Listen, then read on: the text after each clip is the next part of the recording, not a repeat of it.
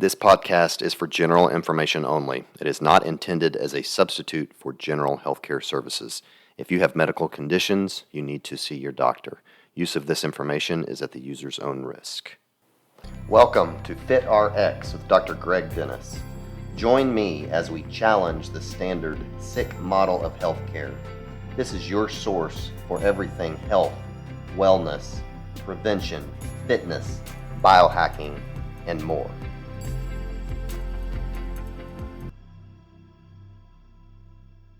Hello, and welcome to FitRx Health and Wellness. I'm your host, Dr. Greg Dennis.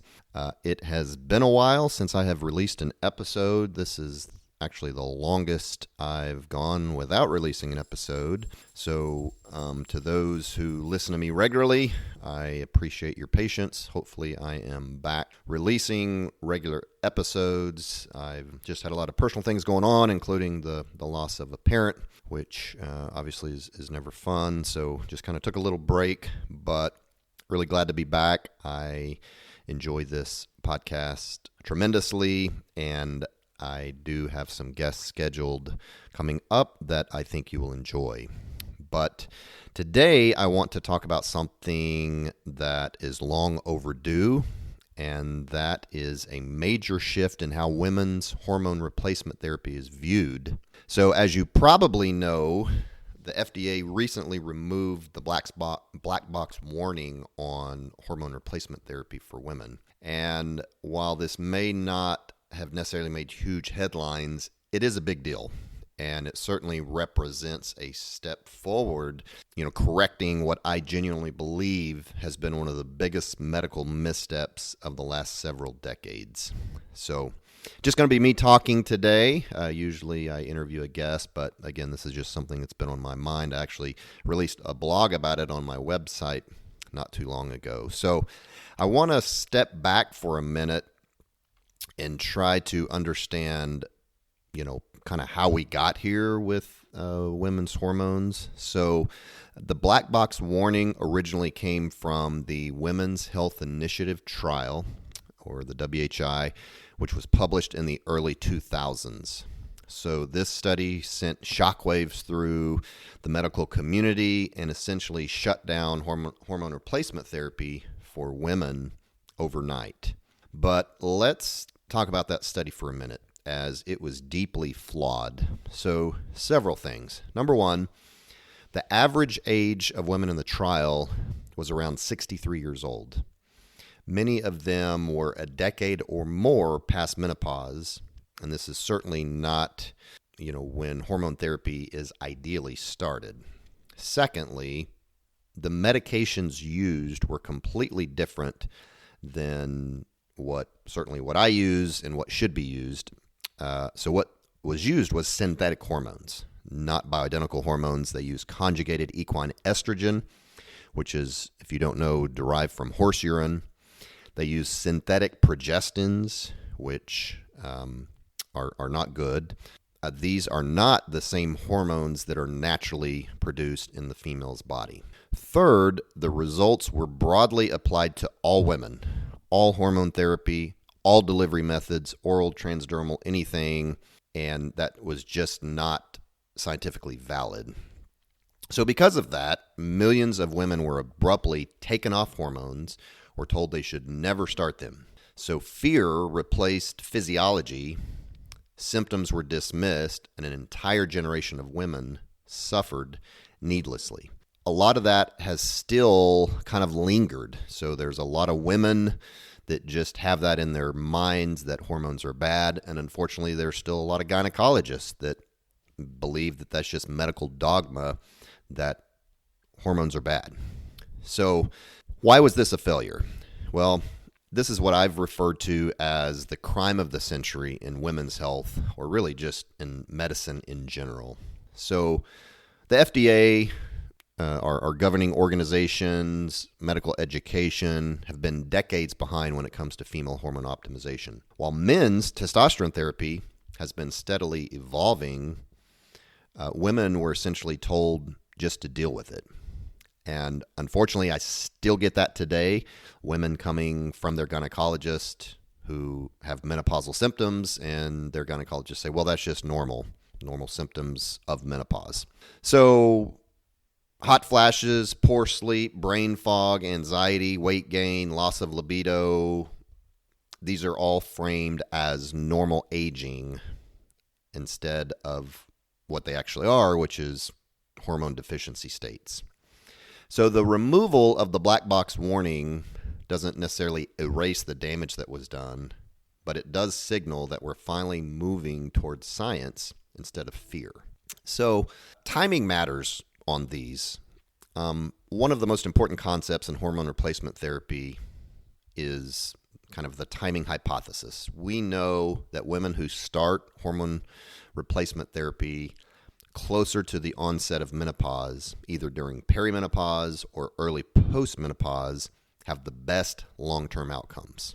And that includes reduced risk of osteoporosis, reduced risk of Alzheimer's disease and cognitive decline, improved cardiovascular health. Many women do not know that. Improved metabolic health, which you've probably heard me preach about metabolic health on here. Is it really metabolic dysfunction is the root cause of many, many chronic illnesses. So anything we can do to improve metabolic health, we need to do. Hormone replacement therapy, or what I refer to as hormone optimization, is a big part of that. So even though it's better when you start earlier, it's also never too late to start. I kind of view it like putting money into retirement. Obviously, the earlier you start, the better that you're going to do, but it's, you can always get some benefit even from starting later. I work with women all the time who begin hormone therapy well into their 60s and 70s and still see meaningful improvements in their quality of life. And that's the part that often gets overlooked. This just isn't about preventing disease decades down the road. This is about feeling better now. When hormones are optimized appropriately, women often report better sleep, improved energy, more stable moods, better focus and memory, improved libido and intimacy, reduced anxiety and irritability. So this is not vanity medicine. This is foundational physiology. There are very few contraindications to hormone replacement therapy. One may be active breast cancer, and there's really not many others. Obviously, it's individualized, but I would say most women, either perimenopause or postmenopause, should talk to their provider and at least consider hormone replacement therapy. So brings me to my next point of choosing the right provider and why that matters. Because here's where things still go wrong. Unfortunately, and I've done little blogs about this, but most gynecologists, and I say this respectfully, are not adequately trained in hormone replacement therapy. That seems crazy to think about because of what they do. They should be specialists in this area, and unfortunately they're just not. Medical school and residency provide very little education on menopause management and even less on bioidentical hormones. So the ones that are treating, unfortunately, are still relying heavily on oral estrogen, synthetic progestins. Why those are even still around, I do not know. Choosing the right provider matters, probably more than the specific hormone itself.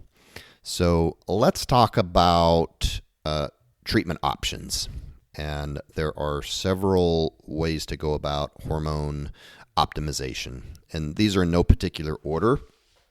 So first I want to talk about hormone pellets. So hormone pellets are a procedure that we do in the clinic where we make a little incision in your hip area. We have a little instrument that goes underneath your skin, kind of the fat of the butt, and we push these pellets in there. And in women, they last 3 to 4 months. So the pros of hormone pellets are that they offer very steady hormone levels, great symptom control, very high compliance. The downside to the pellets are that there is less flexibility once placed, and therefore not ideal for every woman. When I get women who come in and are just very reluctant about hormone replacement therapy, I usually will steer away from pellets because, again, less control. The other downside to pellets is they do tend to be a little bit more expensive, but I will say that most women really, really like the pellets. Next option is hormone creams. So these have to go to a compounding pharmacy. You cannot get these at your local Walgreens or Walmart, CVS. So you need to have a relationship with your local compounding pharmacy. So the pros of this method is that you have flexible dosing and it's easy to stop or adjust. The cons is that absorption can be inconsistent and it does require daily application. So a lot of women do not want to do this. I typically have women put it on their inner thigh or labial area. I think either is okay. I will say about the hormone creams, I feel like that this requires the most experience from the provider. When it comes to hormone pellets, there are a lot of mid-levels that'll go to a weekend class, and the dosing is pretty standard. But with hormone creams, it really requires just a lot of adjustment and monitoring. And once you get the right dose, you're good. But I do feel like that this requires the most experience. I also feel like hormone creams are underutilized. There's really for men and women, and I think that goes back to, again, a lot of providers just do not have the experience with it. So next method are injections. So this is where we use both an estrogen shot and a testosterone shot that we inject weekly, or the patient typically does it themselves weekly. This isn't necessarily my favorite option just because they are synthetic. However, we are still not doing oral. Therefore, we are bypassing the liver and the metabolites that causes. So we get these at a low dose. Again, it's hard to find these lower doses at a typical pharmacy. So I will usually get these at a compounding pharmacy as well and have the women inject they're two different injections. So they're injecting the estrogen weekly as well as the testosterone weekly. The upside to this is that it's very cheap. Both these, the estrogen and the testosterone, are cheap. The downside, it's a shot that you have to do weekly. Can work, again, not necessarily my favorite option.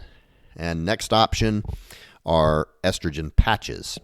So, the upside to this is the estrogen patches can be covered by insurance. It's probably the only thing in everything that we're talking about that's going to be covered by insurance. Remember, insurance just wants what's cheapest, not necessarily what's healthiest or best for you. But the estrogen patches can work. These are twice weekly patches. And so you'll do like a Monday or a Thursday. But then there's no testosterone. So you have to do the testosterone shot additionally, again, usually weekly. I will say most women do not like this option because the patches tend to come off, especially if you're working out or sweat a lot. Probably the cheapest option, especially if your insurance is going to cover the patches, and then the testosterone shot is very cheap. I will also add, as we're talking about treatment, that all of these, no matter which option, requires the addition of progesterone. Now, we're not using the synthetic progestins. We're using progesterone that you take at night. A lot of women like it anyways because it relaxes them and helps them sleep. And I want to dispel a myth out there that unfortunately many providers and gynecologists still go by, and that is that if you don't have a uterus, you don't need progesterone. That's absolutely crazy. So progesterone is very important in the balancing of estrogen, and so if you are on hormone replacement therapy, you need to be on progesterone. Don't care what your gynecologist says, or I don't care if you have a uterus or not. You need to be on progesterone. Again, this is something that's taken at night. If you have insurance, most insurances will cover the progesterone pill. Historically, if you did not have a uterus, then it was thought, well, you're not going to bleed because if you have a uterus and you're started on estrogen, you're going to bleed. So you have to be on progesterone. But if you don't have a uterus, you're not going to bleed. Therefore, you don't need to be on progesterone. Again, that's just crazy. You have to be on progesterone with any of the above methods. Closing thoughts. The FDA removing the black box warning is not the finish line. It's the starting line. We still have a long way to go in educating both patients and providers, but this is certainly a meaningful step toward restoring confidence in a therapy that can be life-changing for women. I will say that, this is one of the most rewarding things, unfortunately, in medicine. When we treat things, we don't see a lot of external changes, but that's not the case in hormone replacement therapy. I have seen lives changed, relationships changed, and that's very rewarding in medicine. So female hormone replacement therapy, when done correctly, is one of the best investments that a perimenopausal or postmenopausal woman can make in her long-term health and quality of life. So at my clinic, FitRx Health and Wellness, this is something that I specialize in, that I take seriously, and certainly something I'm passionate about when done the right way. That's why I wanted to talk about this today. So this topic may not apply to you, but I guarantee you know somebody that is affected, a middle-aged woman. So if you do, send this to them. And if they're local here in Oklahoma, they can certainly reach out to us, and I would be happy to chat with them further. So I certainly appreciate everyone listening, and we will talk to you next time. Thank you for listening to FitRx. I invite you to share this with friends and family. If you would like to contact me, you can visit our website at fitrxwellnessok.com, or you can email me at drgreg@fitrxwellnessok.com.